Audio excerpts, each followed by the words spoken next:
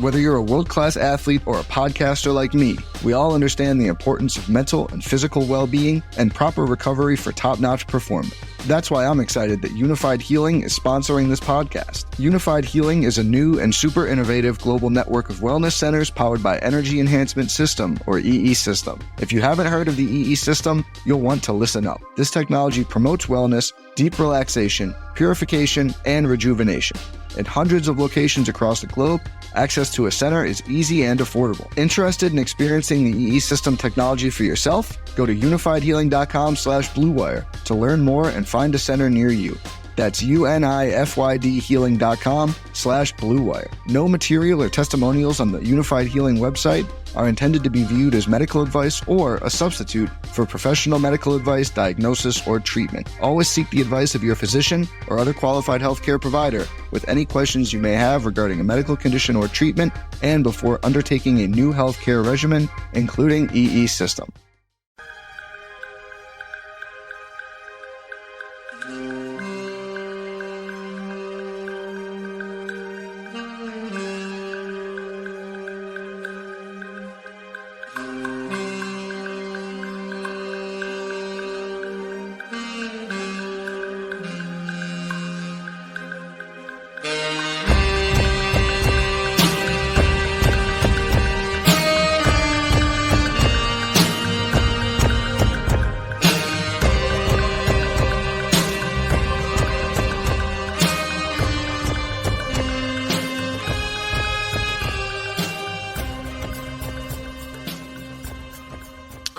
Hello, friends. Welcome to Pod Maverick After Dark. This is Kirk Henderson and Josh Bowe. We are joining you. Oh, goodness. It's about 10:15 here on Thursday night with Game 1 of the NBA Finals in the books, where the Dallas Mavericks got boat raced, 107-89. How you doing, Josh?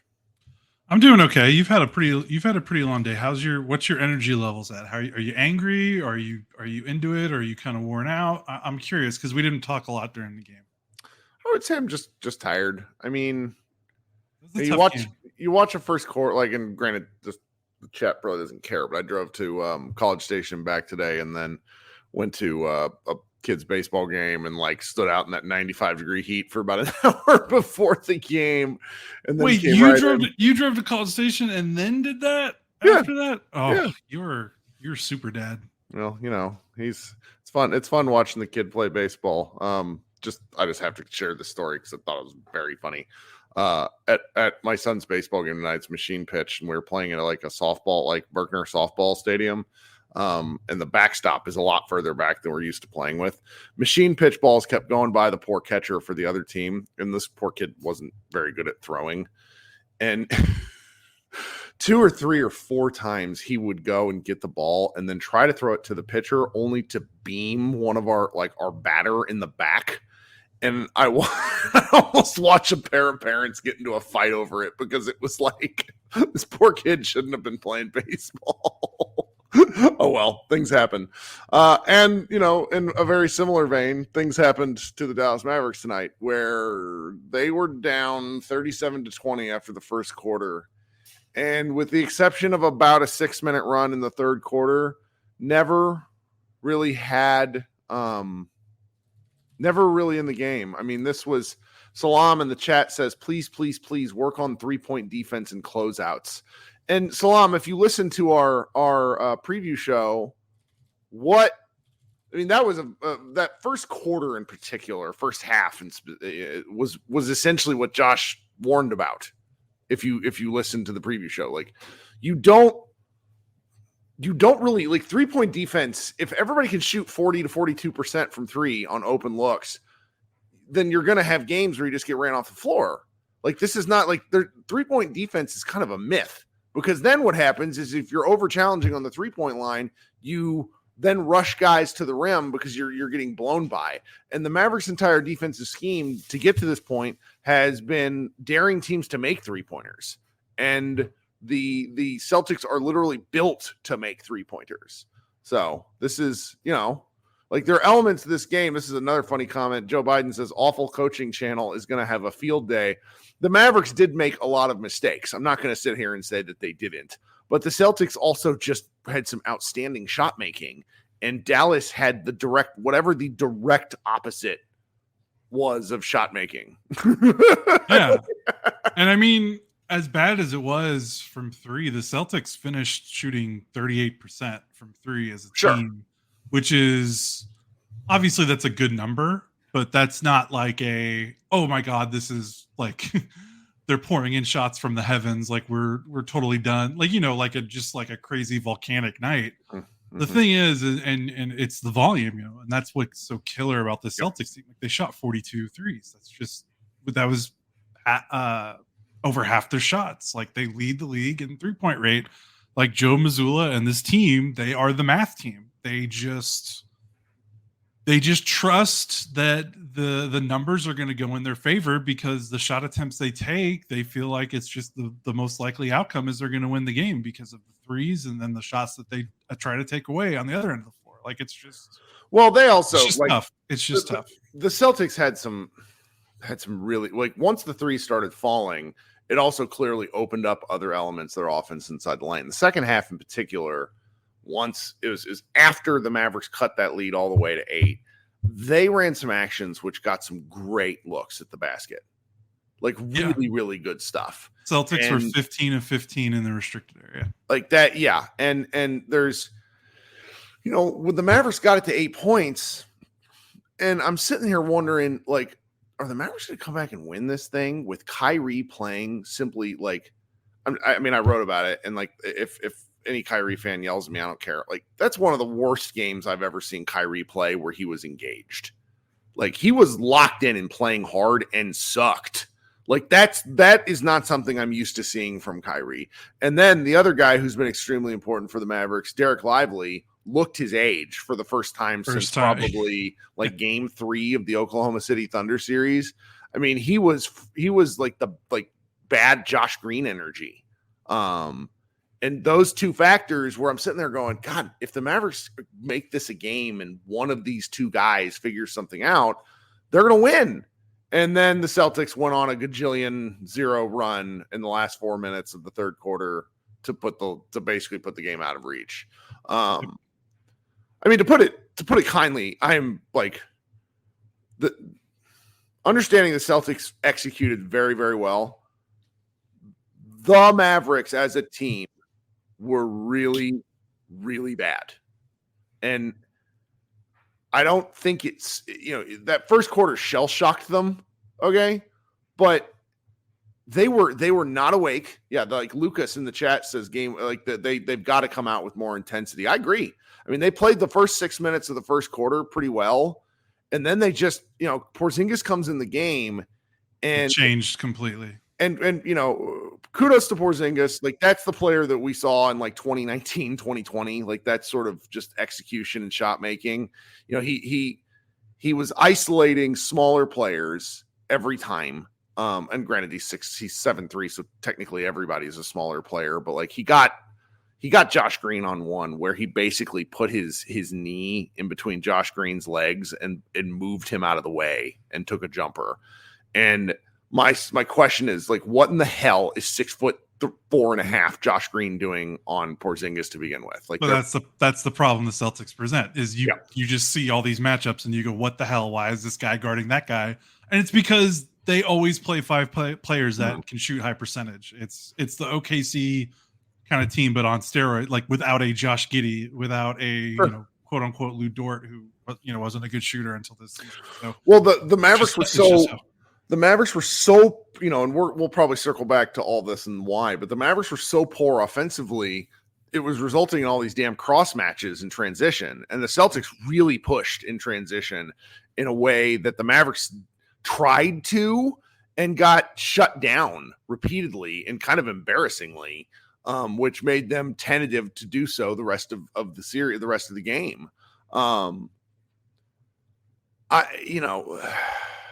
Where do we want to go with this? Because this could be like a 15-minute podcast. So we could just be like, bye guys, because, One of my group chats was like, well, not listening to any podcasts. See you guys on Sunday. I know no one's gonna listen to this. You know, I don't know. Do you want to start with the offense first or the defense first? Because I think the offense is what killed them. Like I think I'm reading the chat, and I think the Mavs like fan base is frustrated at the defense, but the offense was the problem.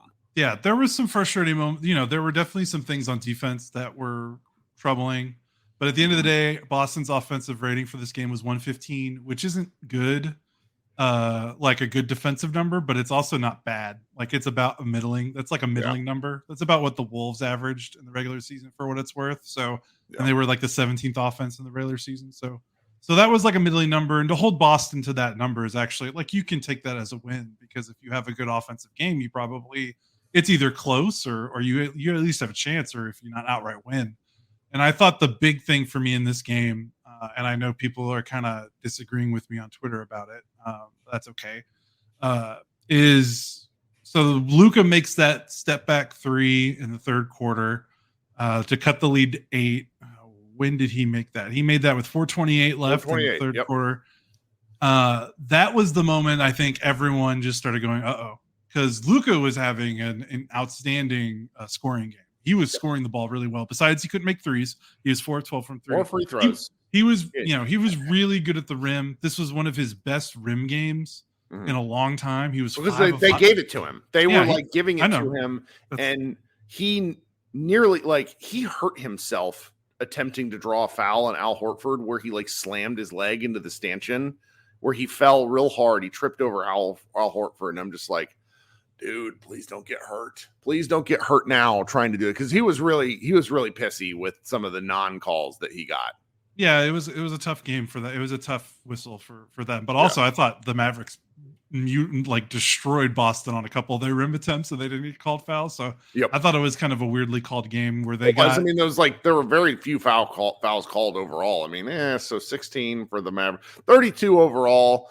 But that first half went by there's a reason why we're podcasting so early. Like the game was over. Yeah, neither team shot 20 free throws. They shot the same amount of free throws, got called for the same amount of fouls. But it was weird because it was one of those things where they were not calling any fouls at the rim, but they were calling a lot of perimeter fouls, which is the thing I know that really pisses you off sometimes when they call those touch fouls at the 3-point line. And then you go to the rim. And this is both ways because the Mavericks take advantage of this with their rim defense, and then they just maul you in the paint. But I thought so Luka made that shot, and he was rolling. And everyone in the arena, everyone watching is like, uh-oh, because Luka was scoring well. He had 5 of 5 in the restricted area. I think that's the most shots he's made at the rim in a playoff game this season. Like scoring the ball very well. And I was thinking, okay, all game the Boston has been kind of executing their defensive strategy, which is what we've talked about ad nauseum, is they're going to let Luka score and they're going to stay home on the role players. They're going to stay home and shooters in the corner. They're not going to let Lively and Gaffer get lobs, and they're going to let Luka shoot floaters. They're going to let Luka get some layups. They're going to let him shoot some mid-range shots. He's going to get some step-back 3 opportunities, because I think that's the correct assessment. Is I think Luka and the Mavericks are at their best when Luka's beating you with his pass. Yep. And Boston gave him the Steve Nash treatment, and they're like, outscore us. Exactly what we talked about. And Luka likes to score, and he puts the fear of God in these coaches. And there's moments where the coaches lose gumption, and they're like, okay, we can't have Luka score 70. But it got so bad. It got so bad in the first half that because Luka was passing up shots in the second quarter. The Mavericks were down 29. He got to the rim twice, and I remember he kicked it out. And we're talking in our chat, and we're like, "Is he okay?" He was kicking out to players that weren't even open. Yeah, and then he finished the half on a little bit of a flurry. He came out in the third quarter, and that flurry continued. And they whittled the he's got I know he doesn't want to do this, but if they're going to be sitting at home on this many guys, he's just going to have to force the issue. He was doing a little bit too much. Did that in the third, for sure. Yeah. And in the first half, he did a little bit too much of kind of foul baiting attempts, which it's just I don't think he's going to get these calls in Boston. Maybe he will at home. But again, he got to the line and then he missed 3 of 5. So it's like, what are we, I mean, again, I'm criticizing the only guy who had a decent offensive game. So the Mavericks were terrible when he was off the floor. I mean, he left the floor in the third quarter. He was the only reason the Mavericks were even remotely close to the game. Oh yeah, absolutely. This isn't even I'm just talking kind of just strategy. Yeah. And the thing that I'm saying is they come out of that timeout and the Mavericks did not play well, and they had some unforced errors. Kyrie missed an open three. God, Kyrie was so bad, man. I know. We should circle back to Kyrie because he's definitely more the reason they lost this game than Luka. 100% sure. But they never changed their strategy. They never started doubling Luka. And when he hit that three, the game goes to a timeout. 29-point lead is down to 8 in the third quarter. Boston, the ghost of this Boston team's clutch woes are starting to seep in. They never changed. They never blitzed him. I think Derek White doubled him, but it wasn't like one of those normal doubles that usually come in front of it. He kind of like trailed Luka after Luka kind of went around the screen, and Luka never really saw him coming, and they got a steal and a layup or a dunk out of that, a layup out of that. But other than that, they did not blitz or trap him in the pick and roll when Orford and Porzingis did not play him all the way up unless they switched. And even if they switched, it was one-on-one. And no one was open. And I think it's, Lively had 1 field goal attempt. Gafford had 3. And I think all 3 of them were offensive putbacks. PJ Washington and Derek Jones Jr. had 5 combined 3-point attempts. That is not a lot. They didn't shoot well. They were 1 of 5. But the 5 is the bigger number than the 1. Yep. So for them to only have 5 3-point attempts is just telling. They just didn't have the open room. Yep. And one of them was a Luka 3 that was as a result of a tip out. Yeah. And he airballed it basically. Yeah. That one didn't even really, to me, that doesn't count in terms of the process of the offense. Like, you look up and down the box score, like the Mavericks took 84 shots total. And I think Kyrie and Luka, Luka had 26 and Kyrie had 19. Mm-hmm. Like, no one shot the ball. Like, Maxey played 19 minutes, had 1 shot attempt, no threes. We said Derek Lively with his 1 shot attempt. Josh Green in 20 minutes had 4 attempts. There was no room on the perimeter for the role players, and that's by design. And they're just playing the odds because Luka was efficient and he scored well, and he needs to keep scoring well, and he needs to have a big scoring game for them to have a chance. But the Celtics are just making a guess because you can't shut off everything, right? You can't hold Luka to 10 of 35 shooting and also hold the role players, to few field goal attempts. You have to. It's a give and take, and the Celtics are making what they feel is the right bet so far. So maybe you can explain this to me. So we obviously talk about how, and I actually got asked about this on the radio today a couple of times. The lob has been such an effective weapon for the Mavericks. They didn't really give many opportunities. My favorite one was Kristaps Porzingis just undercutting the shit out of Derek Lively, backing up into him, knowing he was there, and then complaining that he didn't do that after the fact.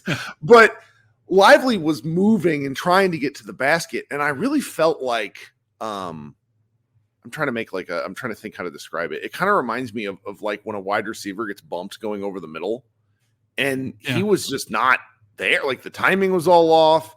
The physicality was really it was rough, man. And I wonder, are those things there if they're sitting at home? Because it really feels like the Celtics, particularly when Porzingis is in the game, they're able to just sort of hang out in these passing lanes because they don't need to make, 5-step closeouts to go from the box to the corner because they have KP hanging out there. The corner 3 is the shortest closeout. So right? Luka is basically going to need to score so often at the rim that they do something that they do something differently. Okay. Yes, or make threes because he was 4 of 12 from 3. And I think that was the last thing we talked about on the preview pod.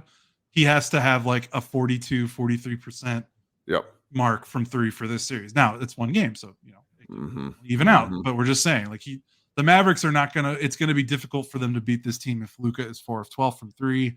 And then we can maybe segue this. It's also going to be difficult for them to win if Kyrie is over from 3. It was a bad game for Kyrie. Our biggest criticism of Kyrie for most of this season has been he really decides, okay, I'm going to take this. I'm going to let this game come to me. Yeah. He came out firing, and he has some ghosts that he has to chase off. He's lost 11 straight times to Boston. I'm pretty sure is what the stat is, or at least 11 straight times in Boston. I can't remember which one, but he's been bad there. The crowd really was in his head. The ones that frustrated me were not he hit some real tough shots, and he's a smaller guy. He's always going to hit tough shots. He was pretty good from 2, but the threes, he had 5 and 4 of them were open, and he just missed them. And I'm sure, he'll say something to that effect after the game, but there's really not much more to say. He has to be better and more efficient. You cannot take 19 shots and score 12 points. You cannot do that. No, and then he only had 2 assists, 3 turnovers. Mavericks had 9 assists as a team. The assists, that's literally what I led my recap with, where and our guy Matthew at Mavs Moneyball is like, well, it's pretty hard to get assists when everybody is missing every shot off of Luka passes, which did happen. Like that. They also just didn't take enough shots. Sure. Even if they made shots, Luka would have finished with 6, 7 assists. Yeah, a few more. Yeah, there is definitely. I wonder what his potential assist thing would be coming off this game. It's not the end of the world, but the team issue with it, Kid called it out during halftime. I'm not sure if you saw that on the broadcast. They showed a little bit of him talking about it. And it's, they just have to do better than what they did. They had 7 when the game was, they had 2 during junk time. And, 7 for the game is horrible. They had more turnovers than assists. They had no assists in that third quarter. 0.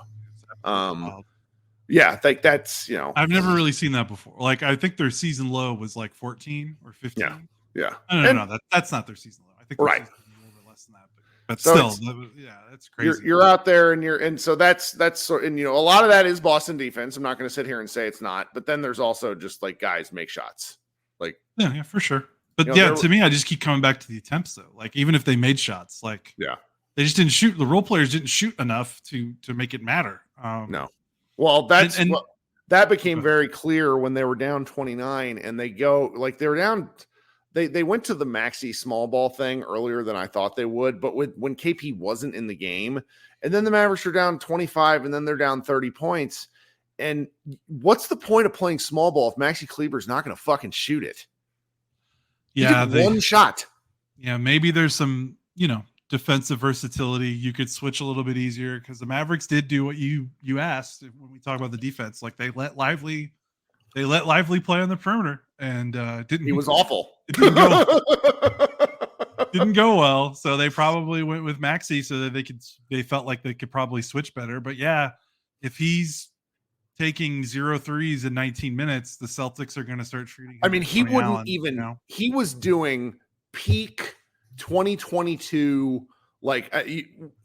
This was when Jeff Skin Wade went on his kind of pre. It was the internet had it up for a while, but he basically was like, you guys need to leave Maxi alone because Maxi was so awful in March of 2022. And then in April 2022 against the game 3 or whatever against Utah, where he hits 8 threes in a game, you just gotta be a threat to shoot the ball. He played 19 minutes. He had 1 assist, 1 made field goal, 1 block, 1 turnover. And it was that kind of wonky offensive foul call is what it is. But if he's your break glass and in case of emergency option, you got to do something. You know what I mean? Just do. And again, that goes to all the role players. Right. Up until junk time, I don't like to keep calling it. It's garbage time. Up until garbage time, there were 6 bench points scored for the Mavericks. 6. Of course, it's not like the starters had scored that many points either, so it didn't necessarily matter. But woo, howdy! Yeah. PJ at least compensated for not having threes. PJ had 3 offensive rebounds because he grabbed his own missed shots. Finish a fucking post up over Derek White, please. Sorry, he was 5 of 8 from 2. That's he at least. And then he was 0 for 3, and then he was and then he committed. Honestly, man, things really got out of hand in that first quarter whenever he picked up his second stupid foul. And we talked about that in the pregame where it's he in the pre-show preview where we're watching this guy's dumb fouls is going to be a matter. Now, foul trouble didn't end up mattering in this game at all. It's for the best. So I'm just kind of frustrated. So I'm lashing out at everybody who played. Derek Jones Jr. was 1 of 7 from 2-point range. That's what? That's real. He got his shit thrown back at him by everybody and their uncle, and he knows it. And Celtics had 9 blocks. The Mavericks had 1. Yeah, that hasn't happened to the Mavericks. That hasn't happened. No, Jaylen Brown had 3. Brown was great at the rim. Brown got. I don't want to say Brown got away with anything because he didn't. Brown was allowed the physicality we've seen the Mavericks use in the postseason, is what I'll say. Porzingis, like, also just not smart. They were not smart. They were not smart. Attacks. Like, what is, like, I'm sorry, that Josh Green dunk at the end of the first quarter, like, Josh Green played such a weird game. I don't know what to do. What Kid did was try everybody again off the bench because and nobody turned up this game except for Hardy, I suppose, because Hardy has like a fearlessness about him, but Hardy's fearlessness also results in like some just, why did you do that decision making? But I'll take it compared to some of the other things we were seeing. I but at the end of the day, Kyrie cannot go, like, you just can't go for 5 from 3. And like you said, so many of those threes were wide open. Like, one was off that offensive rebound. I think in the first half, I remember he missed one up there. The 3 he missed when they had cut the lead to 8. I think they got a stop. So I think it was either 8 or 10. So it was still within range in their comeback in the third. He comes off a screen and the Celtics are playing. And it's the thing we talked about with the Celtics. Like, they do not like to put their bigs at the level of the screen. And KP dropped all the way back and he walked into the most open 3-pointer off the bounce he's probably going to get in a playoff setting, and he missed it. And the Celtics went back. And it was just like, you just can't miss that shot, you just can't. Right. Yeah, I mean, you asked earlier, like, how I'm feeling. Like, I am frustrated at some very individual specific plays that didn't matter because the Mavericks were already getting boat raced. Yeah. And I don't know. Yeah, it's, they lost, but the result tonight didn't surprise me because I've been, what was the thing that we talked about for like the first 15 minutes of our preview pod was this is a historically great team. Yeah. This is going to happen, but it's also a long series. There's potentially six more games after this. So, this doesn't surprise me, but it also wouldn't surprise me if the Mavericks win game 2. So, this is just kind of, this is what happens after a long series. You're playing a great team. Now you got to adjust. Yeah, but what do you adjust to? Because you look at the Celtics shooting overall, and like you mentioned, I don't think anybody had a particularly great shooting game. Rather, they had a great shooting quarter. I mean, poor Jason Tatum is getting slandered again on the internet for having like just the most late stage Carmelo Anthony game. I've like 16 points, 11 boards, 5 assists, 6 turnovers. He was taking some I'm just trying to kill clock shots that didn't go in. Like, it's after they're already up by after they're up by 25. So it's like, who fucking cares? I don't really necessarily see, like, I don't think anybody on the Celtics, even Porzingis came back down to earth. Like, he had a great game overall, plus 13, 20 points, 6 boards, 3 blocks, 8 of 13 from the floor. And I'm pretty sure he made like 7 of his first 8 and then proceeded to miss the next 5, which that's, we've experienced the Porzingis cycle. He is a burst player. Yeah. The second half, it was the Mavericks lost the second half by 1 point, if I'm reading this right. Yeah, but that is just... so I know because does that matter when you're down 20? When you're down 29? Yeah, I know. Because they so I know. I'm just trying to look at the glass half full. But you're talking about adjustments. Offensively is probably the harder part to adjust because defensively, I think that they kind of started to figure some things out a little bit as the game went on. The offense will be trickier because the Celtics they're gonna keep playing this defense. That's fine. They're gonna send Luka has to make shots, and Luka needs to actually attack at the rim like he did. Yeah, like he did. You keep doing that. Make threes, and have Kyrie make his threes, but then. Yeah. I think they need a little bit more off-ball juice. Yeah. Like if your role players are being guarded one-on-one, you can't just expect Derrick Jones Jr. and PJ Washington to stand in the corner and get open. Yeah. Like, I know those guys, those guys aren't Klay Thompson. You're not going to run them off screens and all this stuff, but just do a little misdirection, do a little Kyrie screening. Got to get Luka setting some screens. Kyrie started setting some screens in the third quarter, and I thought that made a world of difference, even if it was still isolation one-on-one.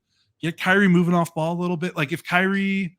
Like, I thought Kyrie was too, like, the only times he felt active he just didn't feel like his off-ball movement was mattering. Like they need to take advantage of that a little bit more. I think they need to maybe try to post up PJ Washington more. They did do a pick and roll rim run with Derek Jones Jr. and he got stuffed at the rim, but they got to keep trying that though. Like they don't let that discourage you because you're going to need to move these role players around on the floor and not just have them stand still and watch Luka try to work one-on-one. Like if that's how the Celtics are going to guard you, that means that those help defenders are playing up, right? Like they're playing close. If they're playing close to your man off ball, brush them off. That means they should be easier to brush off screens. They should be easier to lose them a little bit. You got to take advantage. If you just kind of stand still and watch Luka try to bail you out with a 70-point game, that's not going to be the way to get it done. So the coaching staff has to go to the drawing board offensively and figure out some ways to get Washington, Jones, and even Kyrie just moving around without the ball a little bit more. And then maybe, in turn, you can get Gafford and Lively freed up a little bit more as well if there's just more stuff going on the floor instead of just one pick and roll, one-on-one, try to score. So that would be the offensive adjustment. Defense, you want to take a break and talk defense? Yeah, real quick. We should be close to done anyways. We're halfway. I mean, we're 30 minutes into the show. I don't even know where the hell I'm. You know what? I'm just not going to put ads in on this thing. I record so many fucking shows for Blue Wire. Like we'll be fine. Okay. Subscribe to the show, yay, and hang out afterwards because I'll have group therapy. We can talk for a little bit if anybody wants to, but if we don't want to, I'm just going to go to bed. Tired. Yep. Yeah. So defensively, I think they got to be better at containing dribble penetration, right? Like there were way too many blow-bys. Mm-hmm. That's something the Mavericks have been really good at is guarding drives and preventing, paint touches and drives. The first play of the game, Gafford over pursued yes. on a Horford corner shot and gave up a dunk. It's like what are we doing? Yeah. First play of the game. Yeah. And this was the Mavericks defense, right? They don't give up the rim. And while 15 attempts at the rim is not a huge number, 15 of 15 is pretty ridiculous. 100% at the rim, it's going to be tough to win games when you give up 100% at the rim. So, they got to contain dribble penetration better. They tried to switch with Lively, didn't work out well. So maybe they tweaked that a little bit. I don't know. Any other thoughts you had on the defense? No, I mean, Lively being a rookie as all get out really set them back. Because you were calling for him to guard on the perimeter more. And there was did it. It just didn't look great. There was one KP dunk from the right wing where Lively is like trying to get up under him. And this is the same Derek Lively who shut down Anthony Edwards. And he is under Kristaps Porzingis, basically begging him.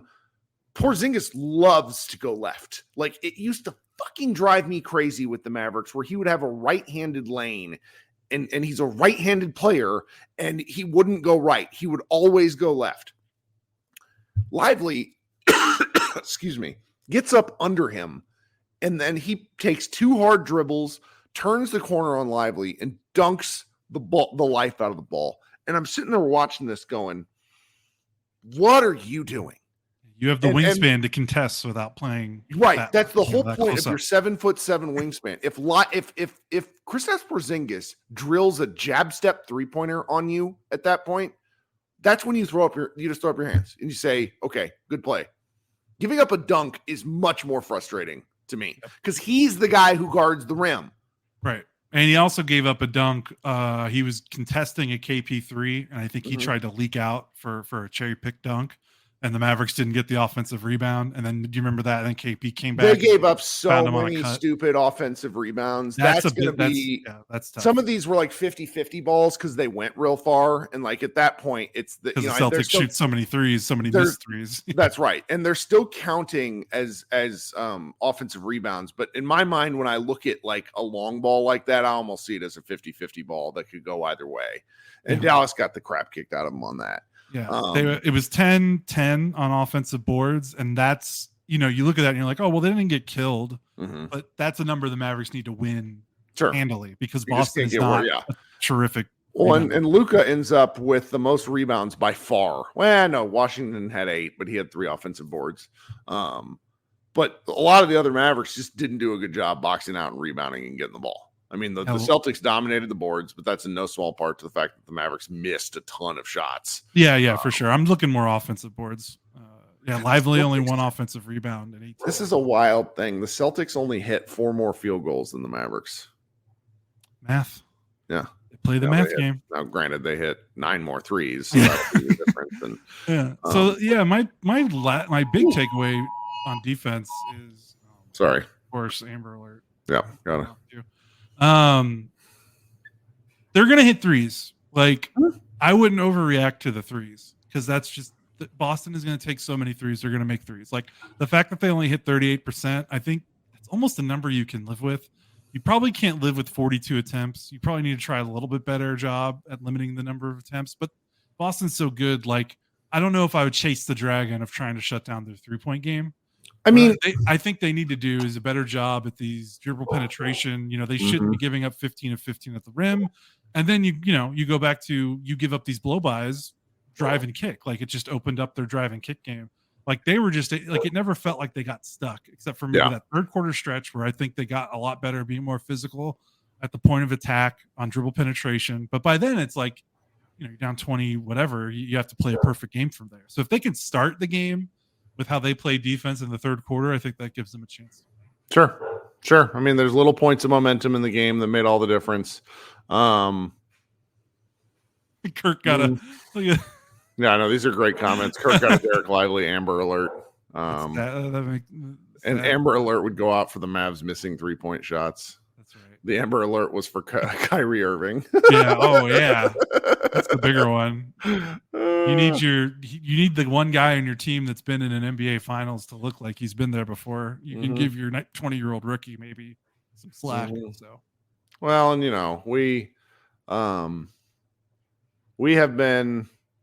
I mean, none of this is overly critical. Like, I'm looking forward to somebody clipping me and saying that I said something stupid. They're going to get you for the Lucas segment, and they're going to leave. Why? I said he was the best player on the floor. No, I know. He just, I know.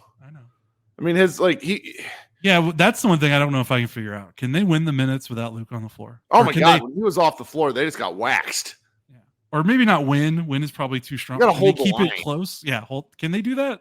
I don't they should be able to. It involves Kyrie Irving not being careful. That's right. Sorry, it's just that simple. Trying to think if there's anything else. I felt like we hit it pretty good. Did you see the list? That was my favorite, the list of celebrities, Boston celebrities at the game. I did not see that. There was I'm sure all the Wahlbergs were there, right? Well, my favorite one was notable Boston Celtics alumni Jason Terry. Wait, was that all the NBA? I'm not kidding. NBA PR put that out. He was the third to last person on this giant list, and you read through it, and it made me laugh out loud. He was definitely there for the Celtics. NBA. Right, definitely there. You nailed it. His most famous moment involved LeBron dunking him into oblivion. Poor guy. Hey, whatever. Yeah. My favorite. I have some Wolves fans talking to me on my phone, being like, "We wouldn't have gotten killed." Yes, they fucking would have. Sorry. Well, if you think our offense was bad, what the heck do you think the Celtics would have done to the Wolves? But prehistoric mess. Okay, I'm gonna hang out here and do a little. It's okay. We only get 5 days to think about this before the next game because of the schedule. It's just the best. And I coached my first basketball game on Saturday. I will note to not give up lots of 3-pointers to 8-year-olds. So that's right. Show them some footage of this game. This is not what to do. Don't do this. Drill it in. All right, everybody have a good night. Everybody listening on the live stream, please feel free to. I'm going to post the link and we'll see if we'll do a secondary show if anybody wants to talk. That one we did after the Wolves game, we had 60 people talk, and I bet we're not going to get anyone that wants to come up tonight because, relatively speaking, there is no one watching the show. And that's just the way these things go. So if we do record a secondary show, it'll be posted into your podcast feed at some point tomorrow. Those of you who are still in here hanging out, I'll post the link shortly and we can come talk a little basketball. Everybody else, thanks so much for hanging out. Have a good night, and I will be right back.